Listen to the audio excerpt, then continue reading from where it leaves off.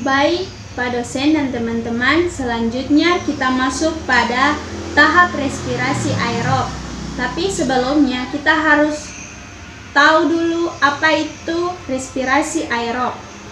Respirasi aerob adalah proses penguraian senyawa organik menggunakan oksigen bebas. Respirasi ini berlangsung di dalam organel sel yang disebut mitokondria. Saat kamu mengkonsumsi makanan yang mengandung glukosa, misalnya nasi, setiap molekul glukosa akan dipecahkan melalui 4 tahap sampai dihasilkan energi. Ada 4 tahap respirasi aerob. Yang pertama, glikolisis. Glikolisis merupakan tahap pertama respirasi aerob yang terjadi di dalam sitoplasma atau sitosol. Pada tahap ini, molekul glukosa akan diuraikan menjadi senyawa yang lebih sederhana. Hasil penguraian molekul glukosa pada glikolisis berupa 2 molekul ATP, 2 molekul asam pirufat, 2 molekul NADH. Untuk lebih lengkapnya, perhatikan bagan yang ada di samping. Urutan proses yang terjadi pada bagan di samping adalah sebagai berikut. Glukosa diubah menjadi glukosa 6-fosfat disertai pemecahan ATP menjadi ADP. ATP harus dipecahkan menjadi ADP karena dibutuhkan sumber energi. Kemudian glukosa 6-fosfat diubah menjadi fruktosa 6-fosfat. Fruktosa 6-fosfat diubah menjadi fruktosa 1,6 bisfosfat disertai pemecahan ATP menjadi ADP. Fruktosa 1,6 bifosfat atau 6 atom C dipecahkan menjadi 1 molekul gliseraldehid 3 fosfat atau PGAL, 3 atom C dan 1 molekul dihidroksiaseston fosfat atau DHAP, 3 atom C. Molekul DHAP diubah menjadi senyawa PGAL sehingga terbentuk 2 molekul PGAL. Molekul PGAL diubah menjadi senyawa 1,3 bisfosfogliserat dengan cara mengikat PI fosfat organik. Setiap 1 molekul PGAL menghasilkan 1 NADH. 1,3 bisfosfogliserat diubah menjadi 3 fosfogliserat. Pada reaksi ini dihasilkan ATP sebagai sumber energi. 3 fosfogliserat diubah menjadi 2 fosfogliserat. 2 fosfogliserat diubah menjadi senyawa fosfoenopirufat atau disingkat PEP. Kemudian fosfoenopirufat diubah menjadi asam pirufat disertai pembentukan ATP. Menuju mitokondria, untuk 2 molekul NADH yang dihasilkan akan ditransfer ke tahap transport elektron. Berikut ini ringkasan tahap glikolisis yang ada di samping. Glukosa tambah 2 ATP menghasilkan 2 asam pirufat tambah 2 NADH tambah 2 ATP. Yang kedua, dekarboksilasi oksidatif. Tahap kedua setelah glikolisis adalah dekarboksilasi oksidatif. Tahap ini berlangsung di dalam mitokondria. Reaksi pertama diawali dengan perubahan asam pirufat menjadi asetil koenzim A. Asetil koenzim A, perubahan tersebut menghasilkan molekul CO2 dan NADH. Artinya, 1 molekul asam pirufat akan menghasilkan 1 molekul asetil koenzim A. CO2, dan NADH. Oleh karena pada tahap glikolisis dihasilkan 2 asam pirufat, maka dekarboksilasi oksidatif menghasilkan 2 molekul asetil koenzim A, 2 molekul CO2, dan 2 molekul NADH. Untuk prosesnya, simak bagan di samping. Urutan prosesnya pada bagian di samping sebagai berikut.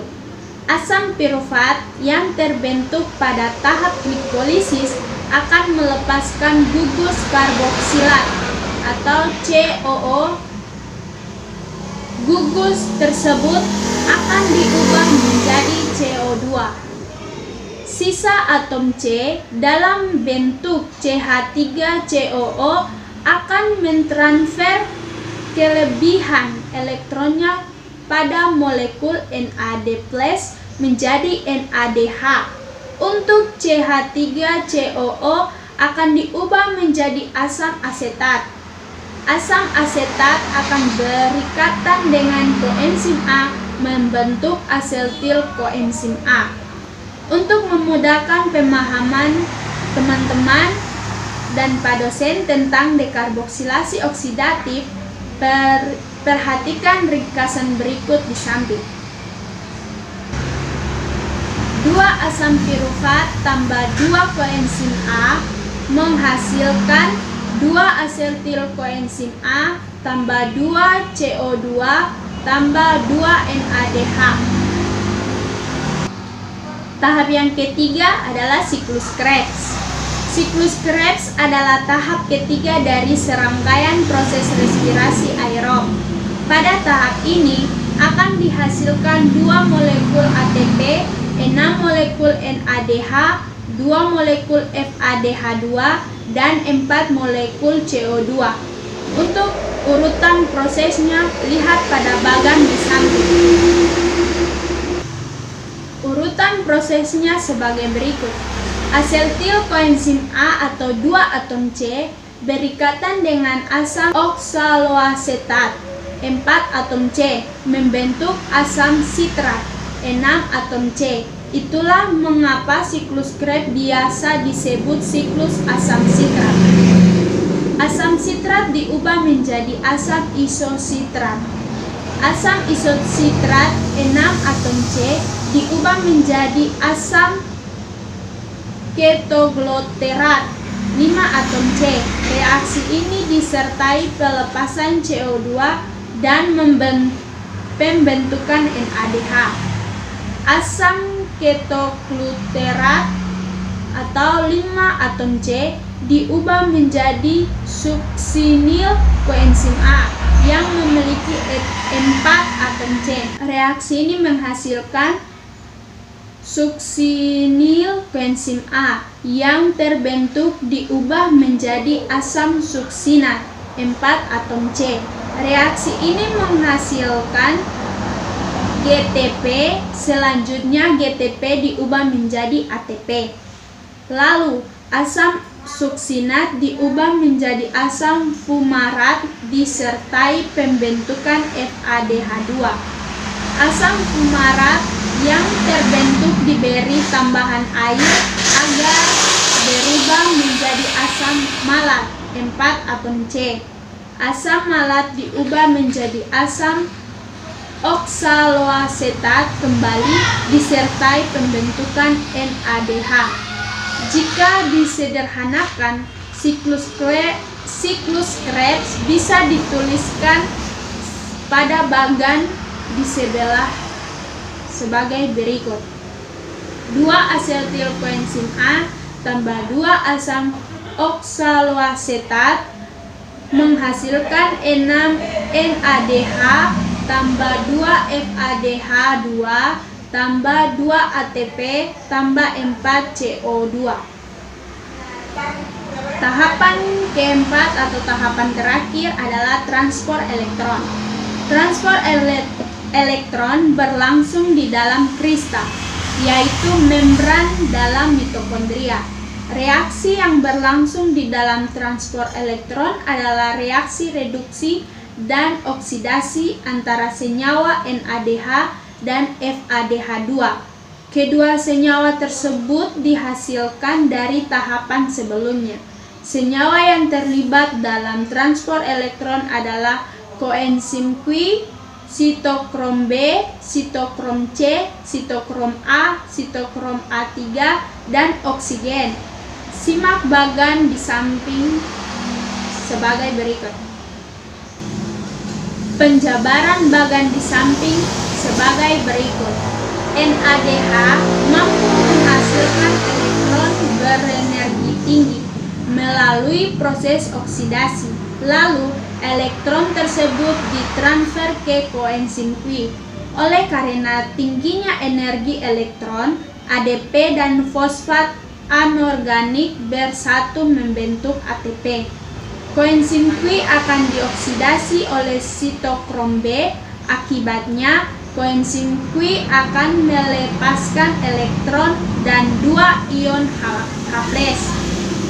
Sitokrom B akan dioksidasi oleh sitokrom C sehingga dihasilkan energi cukup tinggi. Akibatnya, ADP dan fosfat anorganik akan bersatu membentuk ATP. Selanjutnya, sitokrom C akan mereduksi sitokrom A. Sitokrom A akan mengoksidasi sitokrom A3. Reaksi ini juga memicu bersatunya ADP dan fosfat anorganik membentuk ATP. Kemudian sitokrom A3 dioksidasi oleh sebuah atom oksigen. Hasil akhir dari reaksi ini adalah terbentuknya molekul H2O. Transport elektron yang melibatkan oksidasi NADH akan menghasilkan 3 ATP dan 1 H2O. Demikian ATP, hal itu disebabkan oleh kecilnya energi yang dihasilkan dari oksidasi FADH2. Secara ringkas, pembentukan ATP dan NADH dan FADH2 ditulis pada bagan sebagai berikut.